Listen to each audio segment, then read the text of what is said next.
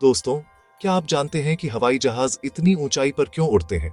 कल्पना कीजिए, आप जमीन से 35,000 फीट की ऊंचाई पर एक कुर्सी पर बैठे हैं, हाथ में कॉफी का कप है और आप बादलों के ऊपर तैर रहे हैं।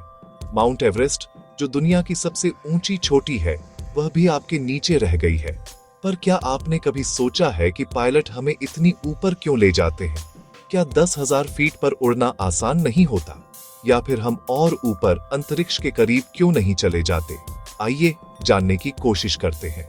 ड्रैग और ईंधन की बचत सबसे बड़ा कारण है पैसा और एफिशिएंसी। इसे एक उदाहरण से समझते हैं। अगर आप पानी के अंदर दौड़ने की कोशिश करें तो आपको बहुत ताकत लगानी पड़ती है, क्योंकि पानी भारी होता है। हवा के साथ भी ऐसा ही है। जमीन के पास हवा घनी होती है। जैसे जैसे ऊंचाई बढ़ती है, हवा के कण कम होते जाते हैं।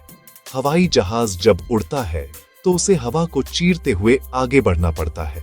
इसे हम कहते हैं एरोडायनामिक ड्रैग। जितनी घनी हवा होगी, उतना ही ज्यादा ड्रैग होगा और इंजन को उतनी ही मेहनत करनी पड़ेगी। लेकिन जैसे जैसे हम ऊपर जाते हैं, हवा पतली होती जाती है। और भी कई मुख्य कारण हैं, जैसे कम प्रतिरोध। पतली हवा में जहाज मक्खन की तरह चलता है। ज्यादा रफ्तार। कम मेहनत में हवाई जहाज 800 से 900 किलोमीटर प्रति घंटा की रफ्तार पकड़ लेता है। ईंधन की बचत। कम ड्रैग का मतलब है कम तेल का खर्च, और एयरलाइंस के लिए एक एक बूंद की कीमत होती है। मौसम और टर्बुलेंस से बचाव। क्या आपने कभी गौर किया है कि टेक ऑफ के समय अक्सर झटके महसूस होते हैं, लेकिन ऊपर पहुंचते ही सब शांत हो जाता है? ऐसा इसलिए क्योंकि हम ट्रोपोस्फियर को छोड़ चुके होते हैं। हमारी दुनिया का लगभग सारा मौसम, बारिश, तूफान, बिजली, सब वायुमंडल की सबसे निचली परत ट्रोपोस्फियर में होता है। व्यावसायिक हवाई जहाज अक्सर स्ट्रेटोस्फियर के निचले हिस्से में उड़ते हैं। यहाँ हवा शांत होती है, बादल नहीं होते और पायलट को मीलों दूर तक साफ दिखाई देता है। यानी बादलों के ऊपर उड़ना सिर्फ सुंदर नहीं, बल्कि यात्रियों के आराम के लिए जरूरी है, ताकि उन्हें टर्बुलेंस या झटके महसूस न हो। इंजन की ताकत और तापमान। आपको लग सकता है कि ठंडी हवा इंजन के लिए बुरी है, लेकिन सच इसके उलट है। जेट इंजन को ठंडी हवा पसंद है। क्यों? 35,000 फीट पर तापमान लगभग -50 डिग्री सेल्सियस होता है। यह कड़कड़ाती ठंड इंजन को ज्यादा थ्रस्ट पैदा करने में मदद करती है। ठंडा तापमान हवा को और अधिक सिकोड़ देता है, जिससे जब वह इंजन में जलती है तो ज्यादा ऊर्जा पैदा होती है। लेकिन यहाँ एक पेंच है।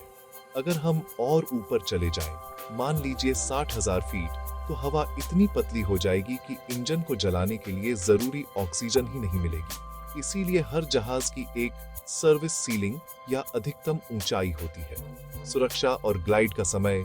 भगवान न करे, लेकिन अगर हवा में दोनों इंजन फेल हो जाएं, तो क्या होगा?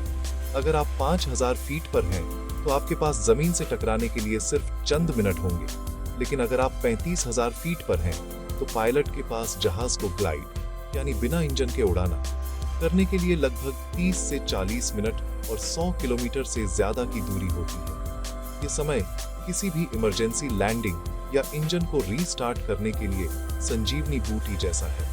साथ ही इतनी ऊंचाई पर पहाड़ों से टकराने का डर भी खत्म हो जाता है। आसमान की सड़कें और ट्रैफिक। क्या आपको पता है कि आसमान में भी सड़कें होती हैं? इन्हें एयरवेज कहते हैं। एयर ट्रैफिक कंट्रोलर अलग अलग जहाजों को अलग अलग ऊंचाई देते हैं, ताकि वे आपस में न टकराएं। नियम बड़े दिलचस्प हैं। आमतौर पर पूर्व की ओर जाने वाले जहाज 31,000 या 33,000 फीट यानी ऑड एल्टीट्यूड्स पर उड़ते हैं, और पश्चिम जाने वाले 32,000 या 34,000 फीट यानी इवन एल्टीट्यूड्स पर। ये वर्टिकल सेपरेशन ही है जो हजारों जहाजों को सुरक्षित रखता है। अगर आपको यह जानकारी दिलचस्प लगी तो वीडियो को लाइक एवं शेयर करें और चैनल को सब्सक्राइब अवश्य करें। धन्यवाद।